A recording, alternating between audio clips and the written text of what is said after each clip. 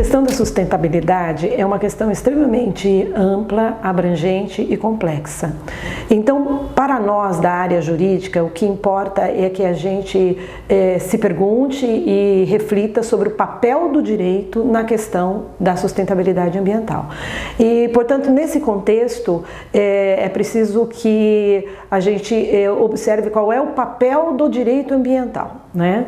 E o direito ambiental brasileiro é um direito extremamente forte, um direito que está alicerçado em fundamentos constitucionais que foram colocados pós Estocolmo, né, da Conferência de Estocolmo, que foi a primeira conferência mundial a levar a questão ambiental para o contexto político e na tentativa, inclusive, de uma proposta de um crescimento que não considerasse apenas o contexto econômico, mas considerasse a vertente ambiental, e a Constituição adotou plenamente o espírito de Estocolmo. Nesse sentido, ela foi pioneira, porque ela antecede a Conferência da Rio 92, e ela traz toda uma base principiológica de uma proposta, inclusive, de uma mudança de cultura, não para o país que nós efetivamente somos, mas aquele que nós deveríamos nos tornar, né? No sentido de uma base principiológica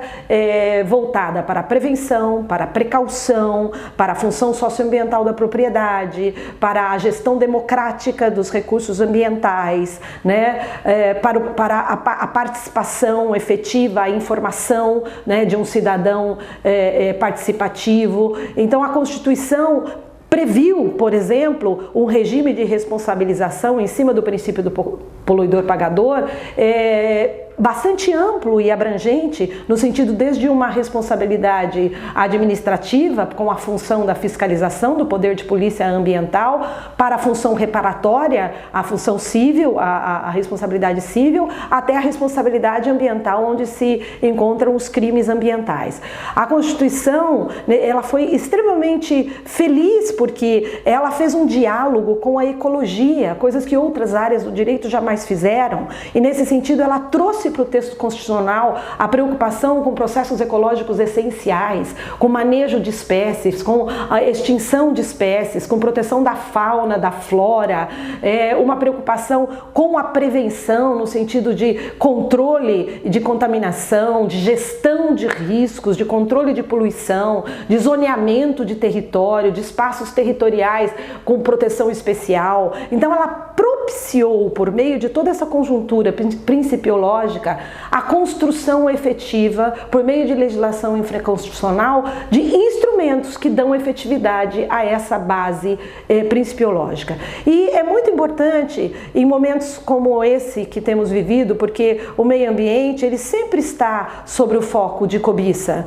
seja cobiça na área internacional ou nacional. O Brasil é um país riquíssimo, considerado um país mega diverso desde da Conferência do Rio, em 92, um país que possui cerca de 12% da água potável do mundo, um país que tem boa parte da maior floresta tropical que ainda resiste no mundo. Então, se tudo isso fosse PIB, nós seríamos provavelmente o país mais rico do mundo. Então, é evidente que todos esses valores estão sob cobiça constante. Daí que é importante que nós nos conscientizemos do papel fundamental do direito ambiental. O direito ambiental está sob uma pressão de flexibilização e desregulamentação, exatamente porque os recursos ambientais, seja no meio ambiente natural, seja os próprios limites colocados ao meio ambiente artificial, estão sempre em confronto com os interesses econômicos e principalmente aqueles mais escusos, que não querem limites,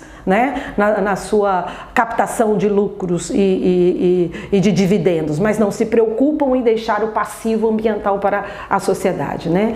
Então é importante que a gente compreenda que a gente não pode abrir mão dessa legislação e que ela se recrudesceu grandemente com base nesses fundamentos constitucionais, principalmente pós Rio 92, em que se criou no Brasil todo um contexto de políticas públicas pela via normativa. Nesse sentido, nós temos a Política Nacional de Educação Ambiental, nós temos a Política Nacional de Recursos Hídricos, nós temos o SENUC, o Sistema Nacional de Unidades de Conservação, nós temos a Política Nacional de Resíduos Sólidos.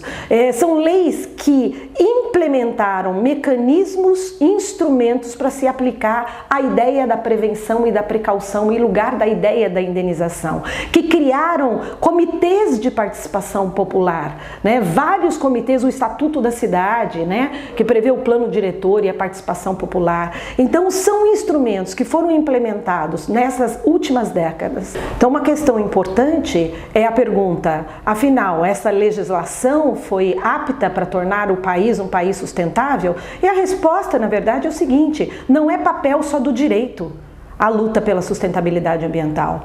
Na verdade, ela é muito complexa e muito abrangente para a gente considerar que esse é o papel só do direito, né? Mas o direito legislou em favor da sustentabilidade ambiental a partir da Constituição de 88, que tem sim um compromisso com a sustentabilidade ambiental por meio de toda essa sua base principiológica, que é sobre a qual hoje nós temos que fazer a leitura destes instrumentos e dessa legislação. Lembrando que esse não é um papel só da legislação.